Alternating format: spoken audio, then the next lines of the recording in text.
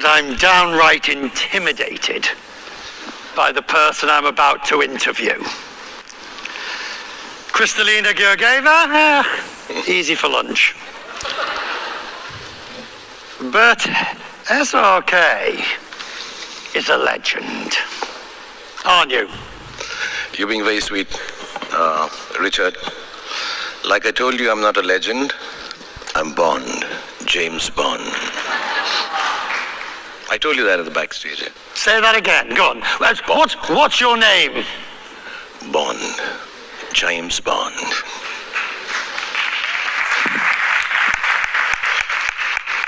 Would you like to play Bond? I'd really wanted to, but I think I'm too short. What about Bond Baddie? Baddie, yes, of course. I'm brown enough. If we look at your career, how many years? Now, I think actively including television, 33 years now. I've been actively working as an actor.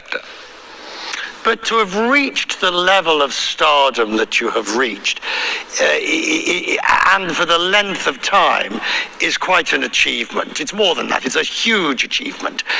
But it speaks to more than just, obviously, the raw talent, but it also speaks to perseverance, the ability to keep going, which is something that's so crucial. I think it's, perseverance is, I think it happens to some people. You don't have any option but to persevere. So maybe when I was young, I lost my parents very early, and then you realize that, okay, there's no rewinding this, there's no coming back from death, and you have to continue, make the most of what you have. So I was kind of a youngish orphan, and I had to work my way through it.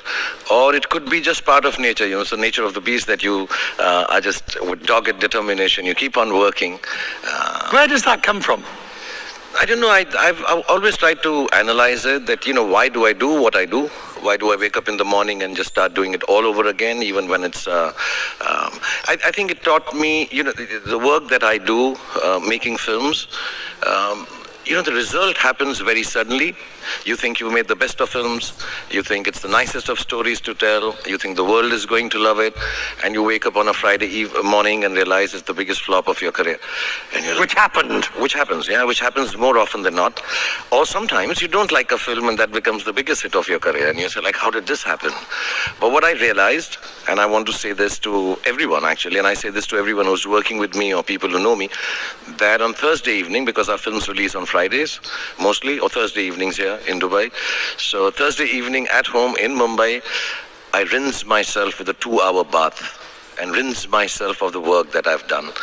Because what happens... Well, hang on. Yeah. Let's talk about that bath. It's a ritual, yeah. Is it a ritual? I mean, yeah. Do you put special oils and scents? Do you have bath salts? Do you prepare with candles? I'm not telling you my secret. You come and take a bath with me. Easy. I'm an actor. I'll show you how to do it. Should I take him up on his offer? Carry on, sir. Okay. No, but honestly, I do, because, I realize when you do a big hit film, it's done well and you're very happy and everybody's jumping around. Friday happens, Saturday happens, Sunday happens. And you realize this is a big blockbuster, but Monday I have to get back to work to make a better film. You made a flop film, Friday you're sad, Saturday you're crying, Sunday you're moping and you're not waking up from bed. Monday you have to get back to work and start making a better film. So Mondays are for trying to make better films always, so you have to persevere. Okay, but let me be crude. You don't need the money. No, I need the money. Oh, you do? The bath oils are very expensive. Fine. If you had to define the quintessential SRK film, what would it be? I've said this before. I was telling you behind. I don't know when it happened, Richard, to be honest.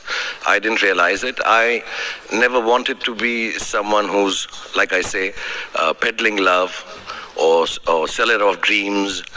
I wanted to be an action guy with 8-packs and beat up people, be in a white vest, girl on my side with a Glock in my hand, and speak in baritone. and things like that. But I never got the opportunity. I don't know. When I started off, suddenly everybody started thinking of me as someone who's, promising hope, giving hope, and spreading love. Like I spread my arms again and again. So I think my regular film would be a film that gives you hope, gives you goodness, gives you happiness, and at the end of it all, lots of good songs. Yes, but you've also, there's a great YouTube video, 4 minutes of your best entrances. Yeah. And there's a lot of action in them. Yeah, only entries, no exits. I just keep entering again and again. My kids get very, when I have 3 kids, and whenever that video plays, and I have to tell you a secret, we've compiled it from the office. I think it looks just very cool. It's not made by others. We've made it. So whenever a show like this happens, and if you allow me to show a video here, we'll show you me just entering some places and very dramatically and romantically. But my kids make a lot of fun of it. Whenever I get a little serious with them, they'll just look at me and say, "Oh my God, he's doing those entries from his video, SRK." So it does become. Do you want to give us an example? Oh yeah, I can do that. Yeah, You want to walk along? With your permission, sir, we'll... If it's okay, yeah. Yeah, go on. Go on.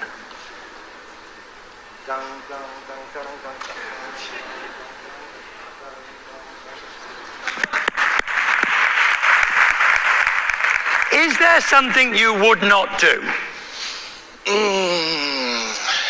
On screen? On screen, I don't know. I wouldn't be... I'd like to give hope in my films. The stories that I tell, I hope they end with hope. I know I've done some really sad films also. I've done films which are tragedies. But somewhere down the line, I just hope that I can give hope in films. So I don't like to give hopeless cinema or hopeless stories, because I think in life and in businesses and in jobs and in world, there's enough sadness. So you're extremely well known here, obviously because of the Indian population that is here and elsewhere. But you like it here. You have a home. You are not a here today, gone tomorrow person for Dubai. No. I spend a lot of time here. I have a beautiful house which has been given to me by Nakhil, and it's one of the nicest places in the world because nobody troubles me. And His Excellency the Prime Minister also just told me that he stays next to it. So the next New Year party is with him. He's a good neighbor, but it's really nice. I really enjoy being in Dubai. I really love being here. And you find the juxtaposition with going back to Mumbai? No, this is very easy. It's just 2.5 hours away. Right. So I keep dropping in. We come with the kids, and there's so much to do here. I'm sounding like the tourist ambassador of Dubai suddenly, right? Everybody asks about crossover, and I'm no different. Because the more I researched you, the more I wondered. I mean, all right, supposedly 2011 DiCaprio never happened.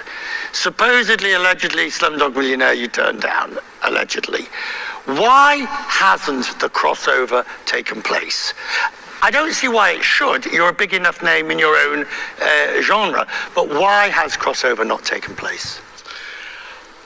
I've said this honestly, but nobody believes it. So I'm going to say it to you very, very honestly. Nobody's ever offered me any work, crossover, of substance.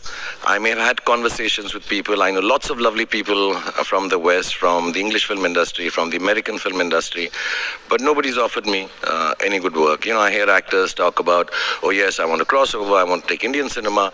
I think I still have to learn how to be able to deliver to the audience that likes me, and instead of spreading myself too thin. And then, yeah, of course, if you've not been offered a job, how do you take it? So really, I've never been offered a film in Hollywood or in England. Yes, Slumdog was there, now that you mention it, and I spent a lot of time with Mr. Boyle. He's very sweet. But I was doing Who Wants to Be a Millionaire on television. Successfully at that time, and I just felt in the story that was being told, the guy who was hosting was very mean in the story that was being told, and I'm like, I'm here doing Slumdog Millionaire, and the guys who were producing the show wanted me to do the film. I just found it, this guy's, I was cheating and being dishonest as the host. So I just found that it's very strange that I'm being a host and I'm cheating in the film. So I explained to Mr. Boyle that I wouldn't like to do it, please. And they're way better actors than me. And I think Mr. Anil Kapoor did it, and he was fantastic as the host. when the person's getting close to 1 million, well, the top in Who Wants to Be a Millionaire, that moment, what do you feel? Genuinely, when I was hosting it, I would hope they win it. I really, really hope they win it. But I've done a quiz show myself, and there comes a point when you think, how close can I get to getting them to win it without... Yeah. Did you know what I mean? I always did that, when I was, because there's so many people from different parts of the country, and I really want them to win, and you do try to be a little helpful. But you can't. You can't, because the producer keeps shouting in your ears, don't, you said enough, you can't talk about it. And unfortunately, the last 4 questions or the last 2 questions are extremely difficult, suddenly they're thrown upon you, and you're like, oh my God, this person is not going to get the answer, and I feel really bad, and I try to think, I wish I had some hint, and I can't mislead the person by trying to give that hint, because I also mostly didn't know the answer.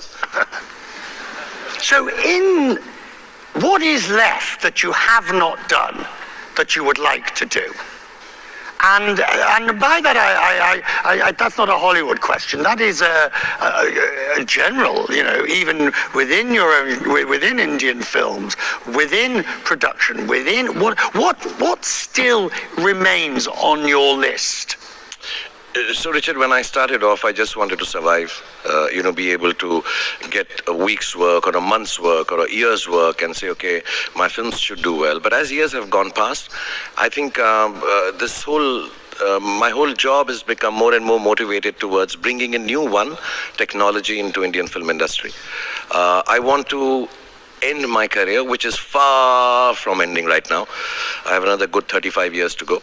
I really, really want to make that film which is loved by the whole world, and then nobody on a big stage like this asks me, why haven't you crossed over? That film should cross me over.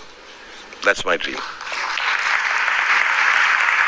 I'd want you to learn Hindi and Urdu and Arabic to be able to understand that film. Did you go on a massive retreat of personal introspection between 2018 and 2023? You just had 2 or 3 films that were not as successful. Suddenly he disappears, and everybody thinks, oh, he's licking his wounds, he's feeling sorry for himself, and then he comes back in 23 with 3 blockbusters. What was going on in that interim period? So you're very kind. Yes, I had massive flops, and they did very, very badly. And I was doing all of that. I was licking my wounds. I was not in... you know what I did? Yeah. For 4 years? Go on. I've never said this to anyone, though I've mentioned it. But today, here, I'll tell everyone. I learned how to make the best pizza in the world. That's what I did. Honest to God. I stopped listening to stories. I stopped wanting to tell stories. I found myself and made myself a small kitchen, and I started learning how to make pizzas. And I learned what you asked me right to begin with, perseverance. Because to get the perfect pizza, it takes millions of square pizzas before you're able to make it completely round. So I learned perseverance, and I will make the best pizza in the world. Can you?